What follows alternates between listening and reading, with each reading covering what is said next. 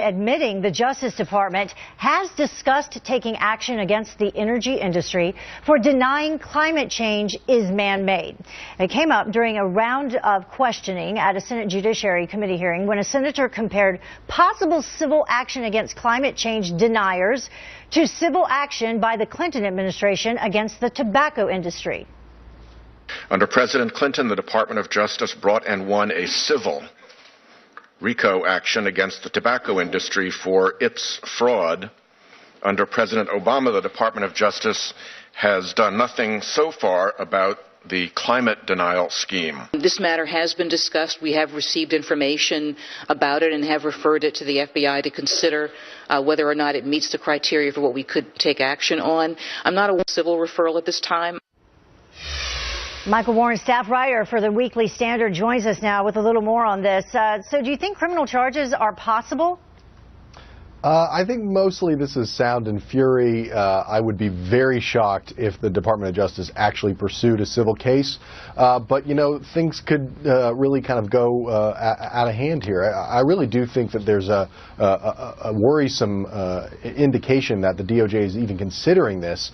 And that should worry people who care about the First Amendment and the fact that, you know, a lot of these industry folks are simply trying to push back against what is considered scientific consensus. Yeah, and that's what a lot of people talk about. You know, how do you differentiate politics from actual science when you talk about climate change? I actually had our brain room look at one thing in particular. We hear this quote a lot. 97% of scientists agree that climate change is real, man-made, and dangerous.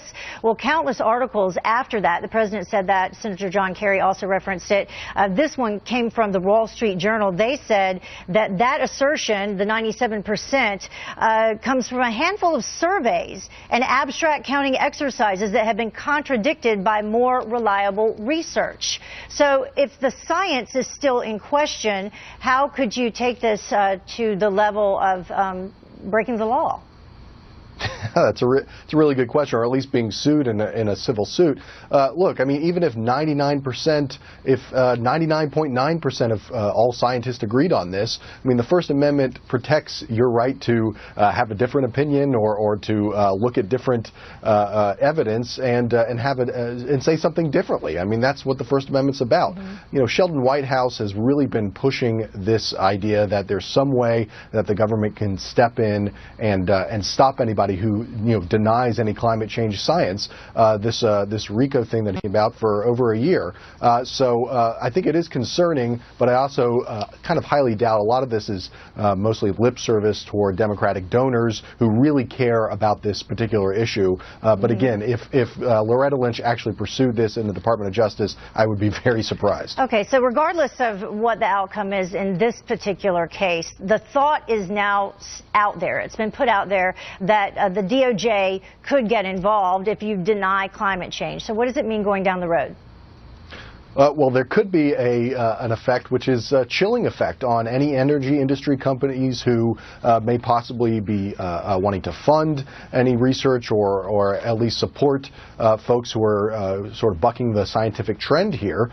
They may not want to do that if there is this threat out there of a civil suit against them. And so you don't even really have to have the actual suit itself. Just the fact that the nation's top law enforcement officer is saying that the Department of Justice is discussing it could be enough to really give those companies and any individuals who may think differently, you know, a second thought about that.